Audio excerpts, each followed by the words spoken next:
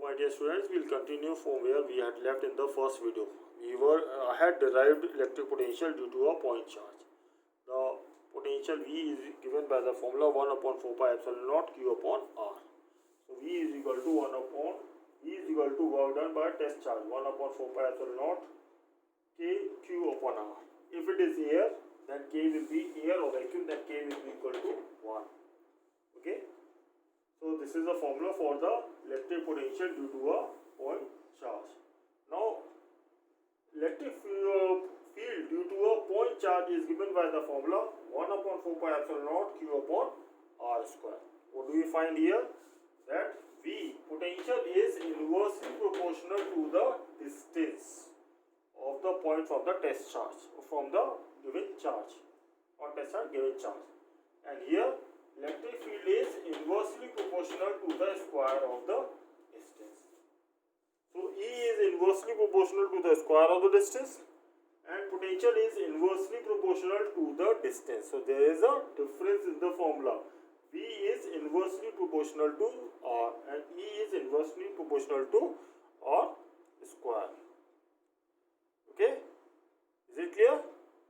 Then we have another point, that is electron volt or EV, work done. So we have another unit of energy, that is electron volt. Electron volt or EV. We know that V is equal to W upon Q or Q naught. So W is equal to Q naught V. Okay, W is equal to Q naught V. Suppose the particle is at a potential A and it is being displaced to a potential B, then the water will be equal to Q naught VA minus VB. Suppose the test charge Q naught has been taken from the position VA to VB. So work done will be equal to Q naught VA minus VB. Now this test charge, let us take it as electron. So if Q naught is equal to 1.6 into 10 raised to power minus 19 joule, that is coulomb, and VA minus VB equal to 1 volt, then the work done will be equal to 1.6 into 10 raised to power minus 19 joule, and this will be equal to, instead of Q naught we will write EV and potential 1 volt.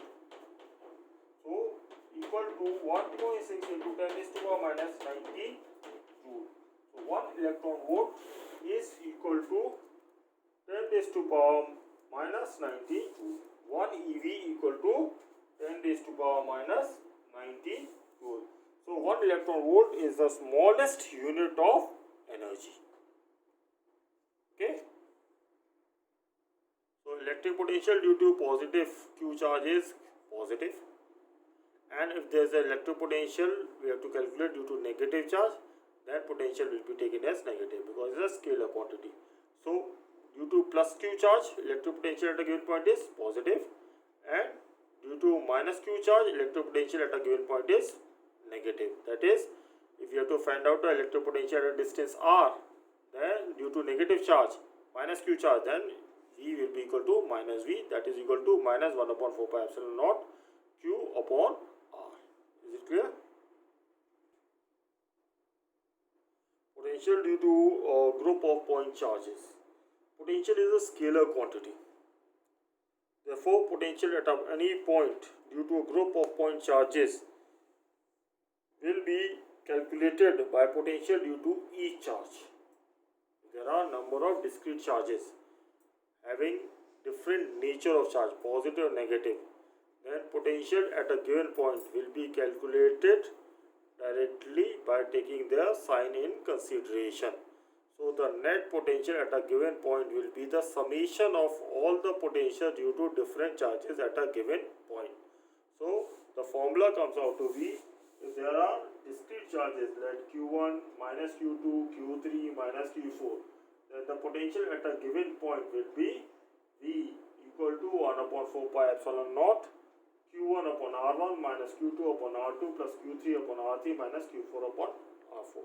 That is, the potential due to each and every charge at a given point will be calculated, then their algebraic sum will be taken. Okay, algebraic sum will be taken. So, potential is always calculated along with the charge, minus or plus, and the charge will be same as that on the given charge. Okay, the potential charge on the potential will be same as the charge on the given charge. Okay, that is minus or positive charge. Then next we have electric potential due to distributed charges. The charge is continuously and uniformly distributed. Then we calculate the electric potential by integration. So V is equal to 1 upon 4 pi epsilon naught integration of dq upon R. So V is equal to 1 upon 4 pi epsilon naught integration of dq upon R. So this is for the continuous and uniform distribution of charge. Now where can the charge be distributed? The charge can be distributed over the surface. So just if the charge Q charge is uniformly distributed over the surface, then we will find out the surface charge density. Okay, if the whole charge is distributed over the surface, then we will find out the surface charge density. The surface charge density is equal to total charge divided by total area. Okay, total charge divided by total area. So surface charge density is denoted by letter sigma. So dq total charge into dA. dq is equal to sigma dA. Okay, sigma is equal to dq upon dA. So dq is equal to sigma dA. We substitute the value of dq, small charge, elemental charge, here. So what we get? 1 upon 4 pi epsilon naught sigma dA upon R. And the integration is now for the surface. So it is surface integration. So V is equal to 1 upon 4 pi epsilon naught surface integration sigma dA upon R. And if the charge is distributed uniformly over the volume, then we find out the volume charge density. The volume charge density is denoted by rho. So rho is equal to dq upon dV. Rho is equal to dq upon dV. So dq is equal to rho dV. So dq is equal to rho dV. Rho is the symbol for surface. It is the symbol for volume charge density. Okay. Rho is volume charge density. So rho is equal to dq upon dV. Again we substitute the value of dq. So we find out the electric potential due to the charges uniformly distributed over the given volume by the formula V is equal to 1 upon 4 pi epsilon naught volume integration rho dV upon R. I hope it's clear. Okay. Next we have potential gradient. We know that in a given electric field, the electric potential varies with the distance from the given charge. Okay, or the source charge. So the potential at different point from the source charge is different. So there is a variance in the electric potential with the distance from the point from the source charge. So we find out the rate of change of electric potential with distance in the given electric field.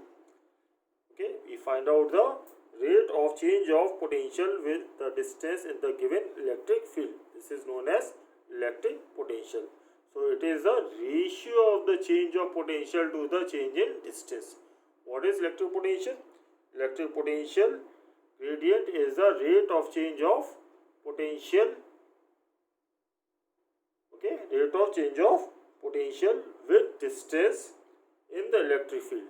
Okay, minus, that is potential gradient is equal to dV upon dr. dV is change in potential and dr is the change in distance. Okay, then we have the SI unit. SI unit for potential gradient is, this is potential, this is distance, volt per meter. The SI unit for potential gradient is volt per meter. Okay. Potential gradient is a vector quantity. Potential is a scalar quantity, but potential gradient is a vector quantity, and its direction is opposite to the direction of electric intensity. That is very important. The direction of potential gradient is opposite to the direction of electric intensity. Okay. Now we will derive the electric field as a gradient of electric potential, or we will find out the relationship between E and V, a very important relationship. So let us consider a point charge. Let us consider a point charge situated at the point O. Okay.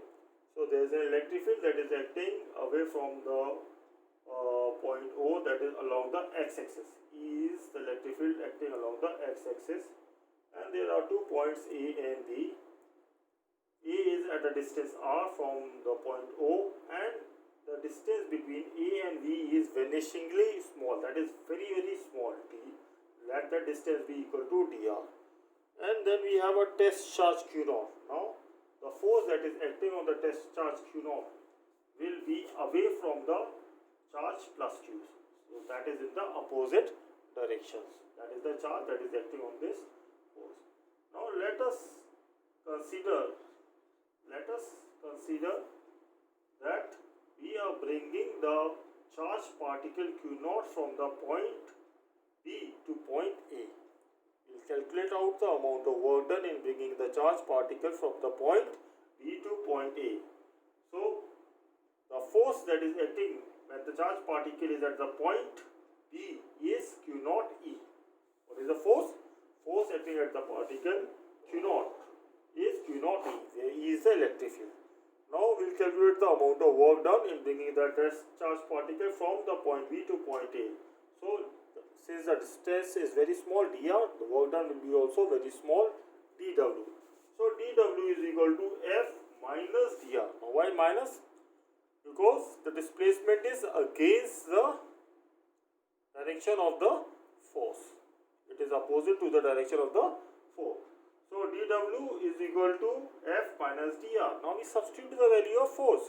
What was force? Force was Q0 E. Force is Q0 E. So we substitute the value minus Q0 E. Now we take this Q0, dw upon Q0 is equal to minus E dr. Is it clear? Then we have the definition for electric potential. Electric potential is the work done in bringing a test charge from infinity to a given point, or from one point to another point. That is potential difference. So if we bring the test charge particle from point B to point A, the amount of work done will be the difference between the potential at B to potential A. So we have dw upon Q0 is equal to V minus dV. Okay, that is equal to dV. This is the potential difference between the point B and point A. Now we have dw upon Q0 is equal to minus E dr, and we have dw upon Q0 is equal to dV. So we compare these two. So minus E dr is equal to dV. So E is equal to minus dV upon dr. What is dV upon dr? dV upon dr is the potential gradient that we discussed in the last topic. dV upon dr is the potential gradient. So we get a relationship between the electric field and the potential gradient. Okay, we get this is the relationship between the electric field and the potential gradient. The electric field intensity at a point. The electric field intensity at a point in an electric field is in a given direction is equal to the negative potential gradient in that direction. Okay, the electric field intensity at a point in an electric field in a given direction is equal to the negative potential gradient in that direction. The negative sign indicates that the potential decreases in the direction of the electric field. That is, if the particle moves away from the point charge O, the potential will be decreasing. As we move away, the potential at the greater distance will be decreasing. As we come closer towards the source charge, the potential will be higher. As we go away from the source charge, in the case of positive charge, the potential will be smaller. Okay.